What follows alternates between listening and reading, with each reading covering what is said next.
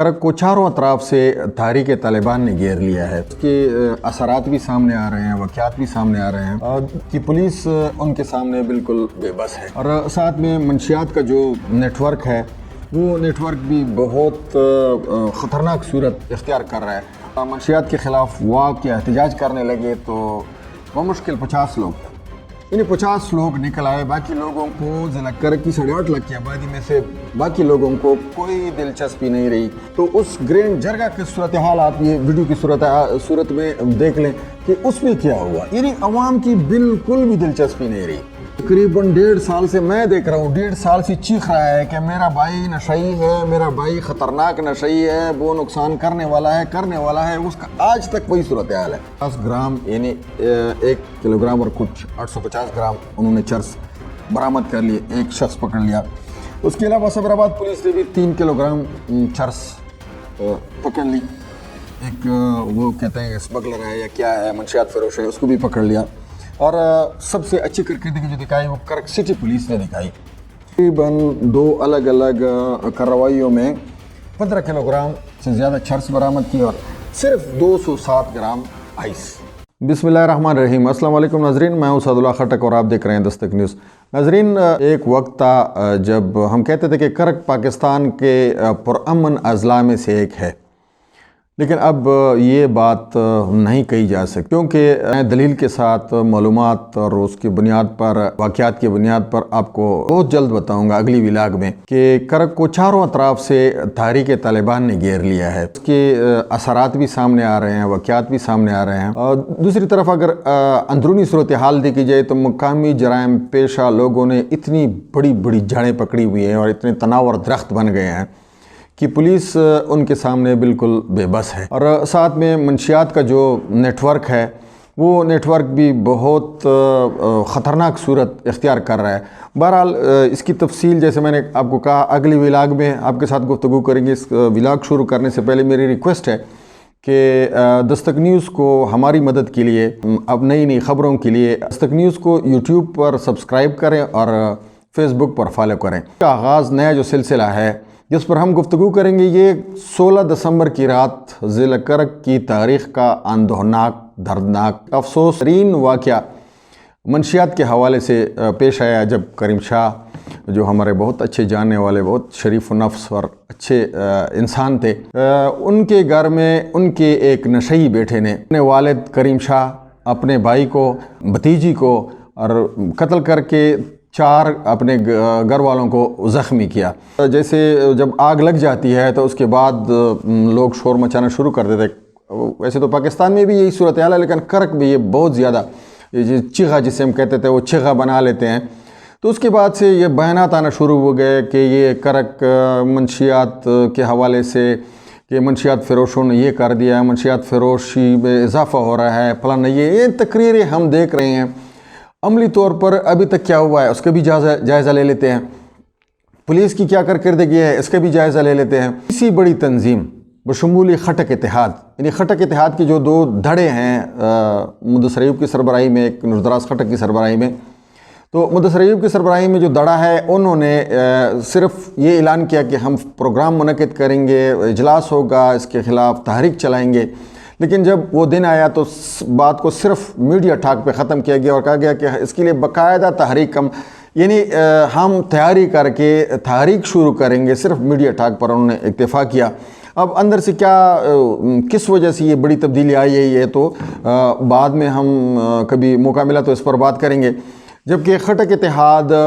جو نوردراز خٹک صاحب کی سربراہی میں ہے، انہوں نے صرف جو خٹک زلمی کے زیر اہتمام مظاہرہ ہوا اس کی حمایت کا اعلان کیا، اور بشمول میرے صرف چند افراد جو ہیں وہ اس میں شریک ہوئے۔ اس کے علاوہ عوام کی دلچسپی پہ بات کرتے ہیں کہ عوام منشیات فروشی کے خلاف کیا دلچسپی لے رہے ہیں، عوام کی کیا دلچسپی ہے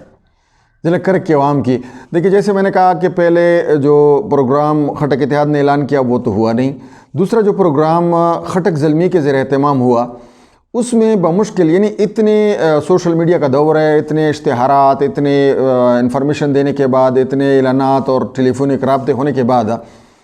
ہوا کیا کہ جب ہم منشیات کے خلاف واقع احتجاج کرنے لگے تو بمشکل 50 لوگ تھے، انہیں 50 لوگ نکل آئے، باقی لوگوں کو ضلع کرک کی 8.5 لاکھ کی آبادی میں سے باقی لوگوں کو کوئی دلچسپی نہیں رہی، مطلب ان کو کوئی وہ نہیں ہوا کہ اتنی ہلاکتیں ہوئی ہیں، کم از کم ان کے ساتھ یکجہتی کا اظہار تو ہو جاتا، لیکن وہ کوئی نہیں آیا اس میں۔ اس کے بعد دوسرا جو منشیات کے خلاف خٹک قومی جرگہ ضلع کرک نے جو اعلان کیا تھا باقاعدہ گرینڈ جرگہ منعقد کرنے کا، تو اس گرینڈ جرگہ کی صورتحال آپ یہ ویڈیو کی صورت میں دیکھ لیں کہ اس میں کیا ہوا۔ یعنی عوام کی بالکل بھی دلچسپی نہیں رہی، کوئی اس چیز میں دلچسپی نہیں لیتا کہ منشیات فروشی کے خلاف یہ عوام کا وہ یوں کہہ لیں کہ دم نکل گیا ہے موجودہ حالات یا بے حسی ہم اس کو کہہ سکتے ہیں، بے حسی کی وجہ سے۔ تو یہ تو ہوا عوام کا ہم رد عمل کہہ سکتے ہیں کہ بس چند بیانات داغے گئے، چند پریس کانفرنسز یا میڈیا ٹاک سوشل میڈیا پر آج کل کرنا بہت آسان ہے،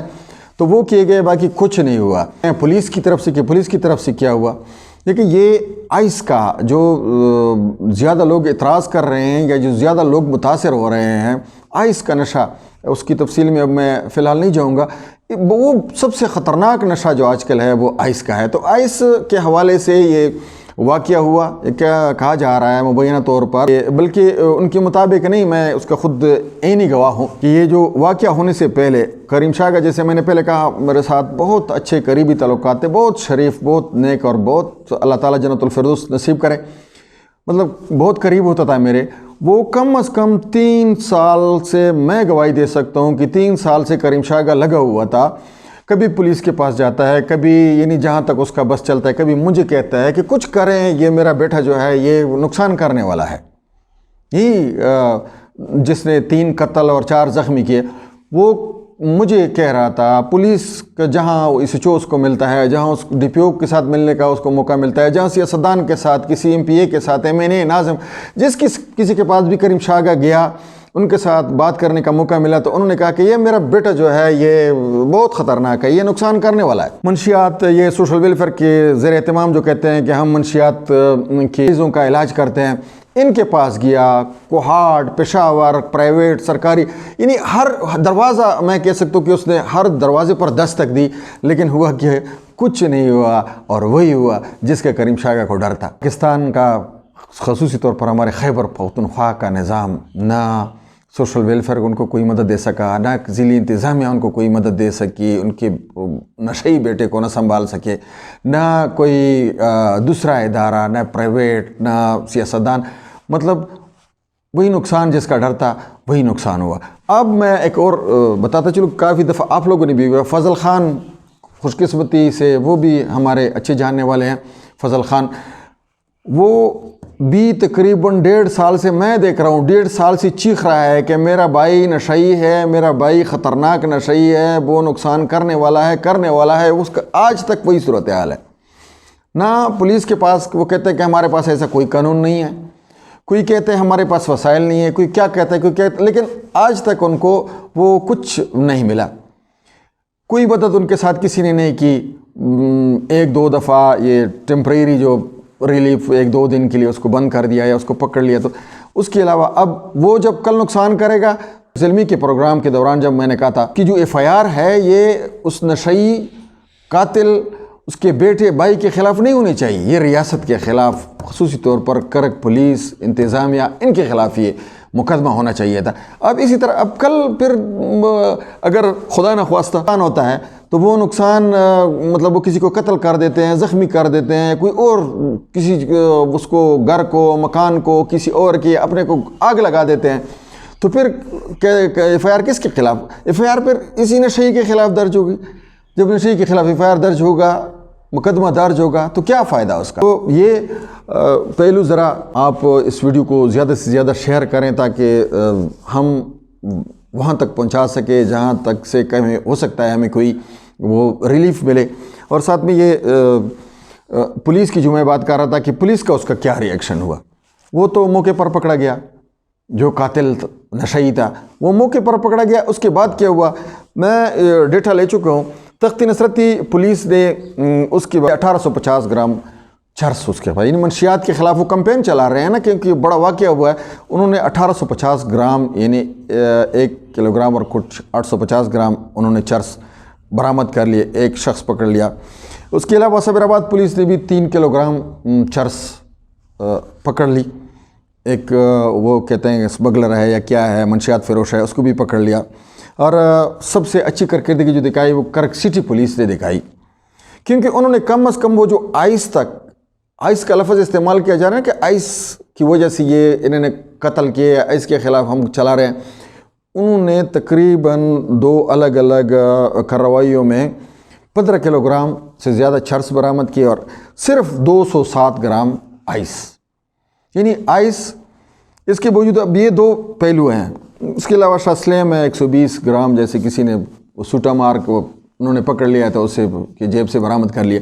تو یہ ان کی ٹوٹل کارکردگی ہے، باوجود اس کے کہ جو نئے ڈی پی او ہمارے ہیں کرک کے شہباز الہی، انہوں نے چارج سنبھالا ہے، اسی دن سے انہوں نے ہدایات جاری کی ہیں کہ آپ یہ کریں وہ کریں، مطلب منشیات کے خلاف کارروائی، جرائم پیشہ افراد کے خلاف کارروائی کریں. تو یہ ان کی کارکردگی ہے، اور یہ کارکردگی 2 پہلوؤں سے اس پہ نظر